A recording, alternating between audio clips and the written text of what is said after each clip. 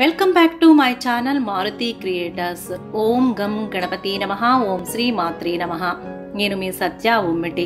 మీ అందరికీ కూడా నమస్కారములు. శ్రీరామ రామ రామేతి రమే రామే మనోరమే సహస్రనామ తత్తుల్యం రామనామ వరాననే ఆపద మహత్తారం దాతారం సర్వసంపదాం లోకాభిరామం శ్రీరామం భూయో భూయో నమామ్యహం. ఈరోజు సుందరకాండ 14వ రోజు పారాయణాన్ని మనందరం కూడా విందాం. హనుమంతుడు లంక నుంచి తిరిగి వచ్చిన తర్వాత తన కోసమే ఎదురు చూస్తున్నటువంటి వానరులు, అంగదుడు, జాంబవంతుడు మొదలైన వారికి సీతను తను చూసినట్టు, లంకలో చూసినట్టు, ఆమె క్షేమంగా ఉన్నట్టుగా అందరికీ చెప్పగానే వానరులంతా సంతోషంతో చాలా ఉత్సాహంగా ఎంతో సంబరపడిపోతూ ఉంటారు. తర్వాత కిష్కిందకు అందరూ కూడా తిరిగి వెళ్ళాలి అని అనుకుంటారు. అనుకున్నదే తడవుగా జాంబవంతుడు, అంగదుడు, హనుమంతుడు, ఇతరులు వానరులందరూ కూడా తిరిగి కిష్కిందకి బయలుదేరుతారు. మార్గ మధ్యలో ఉన్నటువంటి సుగ్రీవునికి సొంతమైనటువంటి మధువనం అనే దివ్యవనంలో వానరులందరూ కూడా ఒక్క క్షణం ఆగి అక్కడ కొంతసేపు సేద తీరుతాము అని చెప్పేసి అంగదుడు మొదలైన వాళ్ళని అభ్యర్థించడంతో వాళ్ళందరూ ఒప్పుకుంటారు. ఒప్పుకున్న తర్వాత వానరులందరూ కూడా ఆ వనంలో కందమూలాలను, ఫలాలను, తేనెను తనివి తీరా తాగి కొద్దిసేపట్లోనే వారంతా మైకంలో మయమర్చిపోయి ఆటలాడతారు, గెంతుతారు, పాటలు పాడతారు, నవ్వులు, నాట్యాలతోటి యథేచ్ఛగా క్రీడా విహారం జరిపించి ఆ సుందరమైనటువంటి ఆ దివ్య వనాన్ని అంతా కూడా చిన్నాభిన్నం చేస్తూ ఉంటారనమాట. తర్వాత ఏం జరిగిందో ఇప్పుడు తెలుసుకుందాం. అట్లా వానరులందరూ కూడా రకరకాలుగా ఆనందాన్ని వ్యక్తపరుస్తూ మధువనాన్నంతా కూడా విహరిస్తూ ఉంటారు. కొందరు వానరులైతే సోమరులై అక్కడ పడిపోయి ఉంటారు. మరికొందరు వానరులైతే ఆటకాయలుగా తయారయ్యి ఆట పట్టిస్తూ ఉంటారు. అంతటా కావలి వాళ్ళంతా కూడా దదిముఖునికి వానరుల ప్రవర్తన గురించి ఫిర్యాదు చేశారు. ఇంతలో దదిముఖుడు వారి విధ్వంసకాండను తాను అరికడతానని చెప్పేసి పర్యవేక్షకుడు అయినటువంటి దదిముఖుడు వారికి హామీ ఇస్తాడు. దదిముఖుడు ఒక మహావృక్షాన్ని పెకిలించగా కావలి వాళ్ళు పెద్ద శిలాఖండాలను చేతబూనారు. కావలి వాళ్ళు సమీపించడంతో వారిని ఎదుర్కోవడానికి హనుమంతుడు, ఇతర వానరులు సమాయత్తమైనారు. మధుపానపు మైకంలో ఉన్న అంగదుడు తనకు తాత వరుసైనటువంటి దదిముఖుణ్ణి దొరకబుచ్చుకొని నేల మీదకు పడదోసి నిర్దాక్షిణ్యంగా చెదగబాదుతాడు అంగదుడు. చివరకు దదిముఖుణ్ణి వదిలిపెట్టగా ఈ వానరుల దుష్ప్రవర్తనకు గాను రాజు అయినటువంటి సుగ్రీవుడు వీరందరినీ చంపడం తథ్యమనుకుంటూ అతడు కావలి వాళ్లను వెంటబెట్టుకుని సుగ్రీవుణ్ణి కలవడానికి వెళ్ళాడు. అలా దదిముఖుడు కిష్కిందకు చేరి సుగ్రీవుని పాదాలకు శిరసా ప్రణామం చేయగా అతను ఆందోళనగా ఉండడాన్ని రాజు గమనించాడు. అంతటి దదిముఖుడు అంగదుని యొక్క అతని యొక్క అనుచరుల యొక్క ఆగడాల గురించి వివరంగా చెప్పాడు.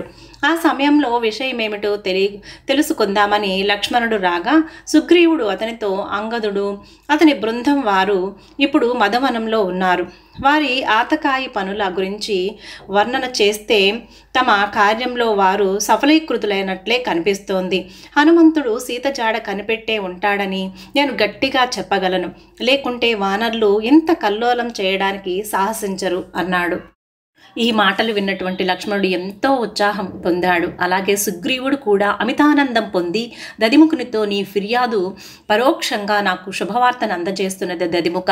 అందువల్ల వానరుల ఆగడాన్ని సహించాల్సి ఉంది. దయచేసి ఇప్పుడు మధువనానికి తిరిగి వెళ్ళి అంగదుణ్ణి, ఇతరులను నేను తక్షణమే చూడదలుస్తున్నానని తెలియచేయాలని చెప్పాడు. ఈ ఆదేశాన్ని శిరసావహిస్తూ దదిముఖుడు ఆకాశంలోనికి ఎగిరాడు. మధువనానికి వచ్చేసరికి వానరులు తాము సేవించిన మధువును తమ దేహాల నుండి మూత్ర రూపంలో వదులుతూ చిత్త స్వాస్థాన్ని పొందడం గమనించాడు. దదిముఖుడంతటా అంగదుణ్ణి సమీపించి మధుర వాక్కులతో నిన్ను, నీ అనుచరులను వనంలో యథేచ్ఛగా అనుభవించనీయకుండా అవరోధింప ప్రయత్నించినందుకు దయచేసి నన్ను మన్నించు. ఓ రాకుమారా, మీ రాక గురించి తెలిసి మీ పినతండ్రి అత్యంత ఆనంద పరవశుడైనాడు. మీరు తక్షణమే కిష్కిందకు రావాలని కోరుకుంటున్నాడు అని చెప్పాడు. అది విన్న అంగదుడు తన అనుచరుల వైపు తిరిగి, మనం మానసించకుండా కిష్కిందకు తిరిగి వెళ్ళాలని నా సూచన. అయితే నేను యువరాజునైనప్పటికీ నన్ను మీకంటే అధికుణ్ణిగా భావించుకోవడం లేదు. దానికి మారు నేను పూర్తిగా మీ అందరి మీద ఆధారపడి ఉన్నట్లు భావిస్తాను. మీరేది చెబితే అదే చేస్తాను. మీరు ఏది ఆదేశిస్తే అదే నేను చేస్తాను అన్నటువంటి అంగదుడి మాటలకు వానరులు ఎంతో సంతృప్తి చెందారు. ఓ యువరాజా, నీ వినయం నీ వంటి ఉదాత్త పురుషునికి తగినట్లే ఉంది. మరింత మంచి అదృష్టాన్ని పొందే నీ యోగ్యతను ఇది సూచిస్తోంది. సుగ్రీవుడు, రాముడు మన రాక కోసం 1000 కళ్ళతో ఎదురు చూస్తున్నారు. కనుక మనం మరో క్షణం కూడా ఆలస్యం చేయకుండా వెళదాం అన్నారు వానరులంతా. ఆ పిమ్మట శిలాతోప యంత్రం నుండి విరజిమ్మబడిన అనేక శిలా శకలాల వలె వానరులంతా కూడా కిష్కింద వైపుకు లంఘించారు. దూరాన వానరులు వస్తుండడాన్ని చూసినటువంటి సుగ్రీవుడు దుఃఖితుడై ఉన్న రాముని వద్దకు వెళ్ళి, అంగదుడు వచ్చాడు. విజయం సాధించనిదే కిష్కిందకు తిరిగి వచ్చేందుకు అతను సాహసించడని నాకు తెలుసు. నా తాత బ్రహ్మదేవుడు నా తండ్రి అయిన వృక్షరాజుకు ఇచ్చిన మధువనాన్ని సీత జాడ కనిపెట్టనిదే అతను ఎన్నటికీ ధ్వంసం చేయడు అన్నాడు. కొద్దిసేపట్లోనే అంగదుని బృందమంతా రాముని సమక్షానికి తిరిగి వచ్చారు. సీత క్షేమంగా ఉంది. రావణుడు ఎన్ని ప్రయత్నాలు చేసినా ఒక్కసారైనా వాటికి లొంగకుండా ఆమె తన పాతివ్రత్య దీక్షలో స్థిరంగా నిలిచి ఉంది అంటూ హనుమంతుడు ఉత్సాహంగా చెప్పాడు. రాముడు ప్రేమపూర్వకమైనటువంటి నేత్రాలతో హనుమంతుణ్ణి వీక్షించాడు. వానరులంతా సుగ్రీవునికి, రామలక్ష్మణులకు ప్రణామాలు చేశారు. తమను తాము సంభాళించుకోలేక వారిలో ప్రతి ఒక్కరూ హనుమంతుడు చెప్పిన విషయాన్నంతటినీ తిరిగి చెప్పారు. చివరకు వానరులంతా చెప్పడం ముగించాక, రాముడు, రావణుని నివాసం ఖచ్చితంగా ఎక్కడ ఉందో నాకు వివరించండి. సీత గురించి ఇంకా చెప్పండి. ఇప్పుడు నా గురించి ఆమె నిజంగా ఏమనుకుంటుందో అన్నాడు. ఇలా రాముని మాటలకు వానరులంతా కూడా సమాధానం చెప్పు అన్నట్టుగా వానరులంతా కూడా హనుమంతుణ్ణి ముందుకు త్రోశారు. దక్షిణ దిక్కుకు నమస్కారం చేసి హనుమంతుడు సీతను కనుగొనడానికి దారి తీసిన సన్నివేశాలన్నిటినీ కూడా వివరంగా చెప్పాడు. అంతటా సీత ఇచ్చిన చూడామణిని రామునికి ఇస్తూ, జనకరాజ పుత్రి యొక్క భక్తి అంతా నీ మీదనే స్థిరంగా నిలిచి ఉంది. నీ వియోగంలో ఆమెకు జీవితం గడపటమే కష్టంగా ఉంది అని చెప్పాడు.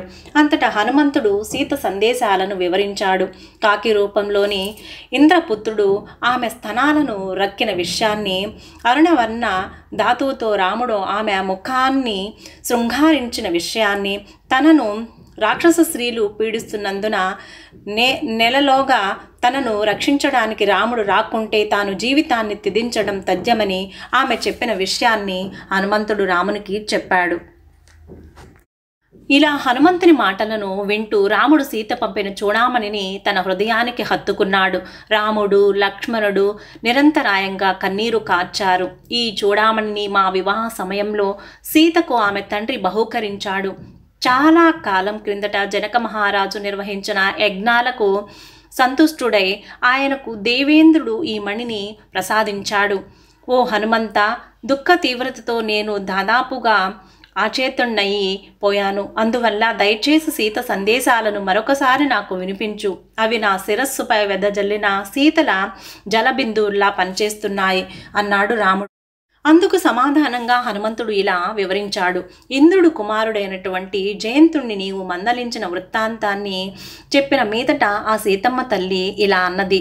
రాముడు అపరిమిత శక్తిమంతుడు, అజేయుడు అయినప్పటికీ నన్ను రక్షించడానికి ఇక్కడకు రావడం లేదు ఎందుకు హనుమా? ఇది నేను గత జన్మలో చేసుకున్న ఘోర పాప ఫలితమైన దౌర్భాగ్యమే అయి ఉంటుందని మాత్రమే నేను భావించగలను అంది. హనుమంతుడు ఇంకా కూడా ఇలా చెప్పాడు. నేను సీతతో నా వీపుపై ఆమెను మోసుకు వెళతానని చెప్పాను. కానీ పరపురుషుణ్ణి స్పర్శించడానికి ఇష్టం లేనందున ఆమె తిరస్కరించింది. నన్ను రక్షించడానికి శీఘ్రమే ఇక్కడకు రావాలని నీవు రాముడికి నచ్చజెప్పాలి. నా దుఃఖం దాదాపుగా దుర్భరంగా ఉంది. నేనెంతకాలం జీవించగలనో చెప్పలేను. ఓ హనుమంత, రాముడు, లక్ష్మణుడు, వానరులు సముద్రాన్ని దాటి లంకకు ఎలా రాగలరు? నీవు రావణుణ్ణి చంపి నన్ను రామునికి అప్పగించగల సమర్థుడువని నాకు తెలుసు. కానీ తన నిష్కళంకమైన యశస్సుకు మరింత వన్ని తెచ్చే విధంగా రాముడే స్వయంగా వచ్చి నన్ను రక్షించాలనేదే నా అభిమతం. నేను లంకకు తీసుకురాబడిన పద్ధతిలో ఇతరుల చేత మోయబడుతూ రాముని వద్దకు తిరిగి వెళ్ళాలని కోరుకోవడం లేదు అని ఆమె పదే పదే చెప్పింది. ఆ సీతమ్మ తల్లి అనుమానాలను నివృత్తి చేస్తూ నేను ఎన్నో రకాలుగా ఆమెను సమాధానపరచడానికి ప్రయత్నించాను రామా. ఇతర వానరులు నాకంటే శ్రేష్ఠులని, వారు సముద్రాన్ని అవలీలగా లంకించి లంకకు రాగలరని నేను సీతకు ధైర్యంగా చెప్పాను. అవసరమైతే నేను మిమ్మలను లక్ష్మణుని కూడా నా వీపుపై మోసుకురాగలనని కూడా ఆమెకు నేను చెప్పాను. ఇలా నేను సీతను ఒకంత సాంత్వనపరిచాను. కానీ ఆమె ఉన్న అనిశ్చిత పరిస్థితిని దృష్టిలో ఉంచుకొని ఇక ఎంత మాత్రం ఆలస్యం లేకుండా మనం లంకపై దాడి చేయడానికి తగిన మార్గం ఏదైనా శీఘ్రమే యోచన చేయవలసిందిగా నిన్ను అభ్యర్థిస్తున్నాను అంటూ ముగించాడు హనుమంతుడు.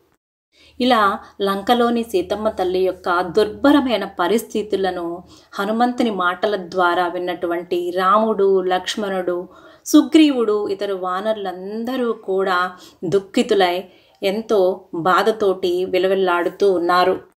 దుఃఖ సముద్రంలో మునిగిపోయినటువంటి ఆ శ్రీరామచంద్రమూర్తిని ఓదార్చడం ఎవరి వల్ల కాలేదు.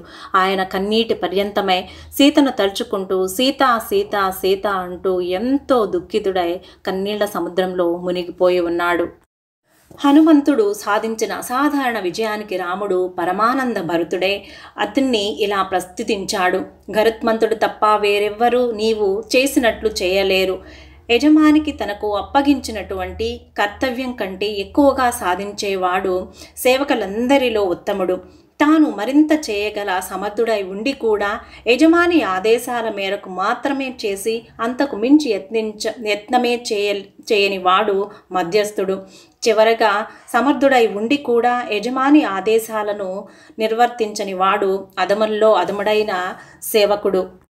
ఓ ప్రియమైన హనుమంత, నీవు సీత జాడను కనిపెట్టడం మాత్రమే కాక నీ వచనాలతో ఆమెను సాంత్వనపరిచావు. నీవు లంకా నగరాన్నంతటినీ కూడా విలోకించి రాక్షస మహాయోధుల శక్తిని పరీక్షించి రావణుని గుండెల్లో భయం కల్పించావు. నిజానికి నీ సేవ వల్ల నా ప్రాణాన్నే నిలబెట్టావు. అందువల్ల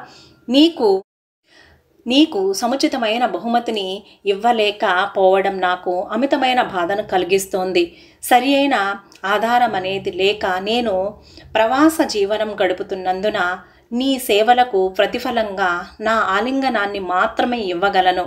ఈ మాటలంటూ రాముడు ప్రేమాధారాలతో హనుమంతుణ్ణి తన హృదయానికి హత్తుకున్నాడు.